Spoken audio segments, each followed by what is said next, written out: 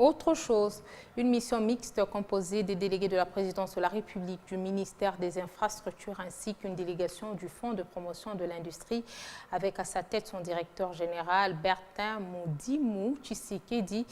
était dans le Haut-Katanga sur demande du chef de l'État afin de vérifier l'existence des engins de la société égyptienne Samcred qui sont en attente pour leur expédition en Bujimaï. Démarré à la première quinzaine du mois de juillet 2022, les travaux de construction de la route nationale numéro 1 Bujimaï-Kananga s'enlisent.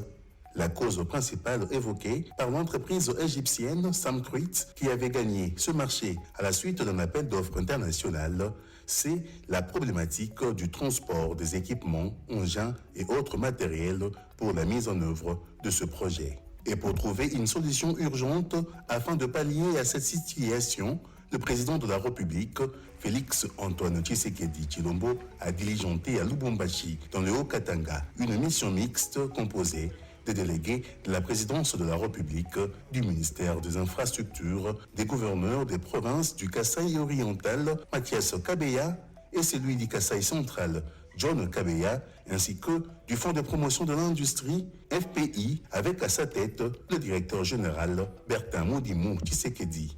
L'objectif principal de cette mission mixte a été celui de vérifier l'existence des équipements et engins de la société égyptienne Samcred en attente d'expédition en Bujimaï via Moneditou, mais aussi d'étudier les voies et moyens avec la Société nationale de chemin de fer du Congo, la SNCC, afin de rendre possible et de façon continue les transports des équipements, engins et autres matériels des entreprises engagées dans la mise en œuvre des projets du programme présidentiel accéléré de lutte contre la pauvreté et la réduction des inégalités financé par le Fonds de promotion de l'industrie FPI. Après cette réunion technique, sous une pluie battante, la délégation a été sur le terrain pour constater l'existence des équipements. D'ores et déjà, le directeur général de la SNCC, Fabien Moutombe Kan Kato, a confirmé à la délégation l'expédition à Moneditou. Depuis le 10 janvier en cours des 4 sur les 9 grands engins appartenant à Samcred disponibles à Lubumbashi et que présentement la SNCC continue d'attendre la réception de 5 autres grands engins.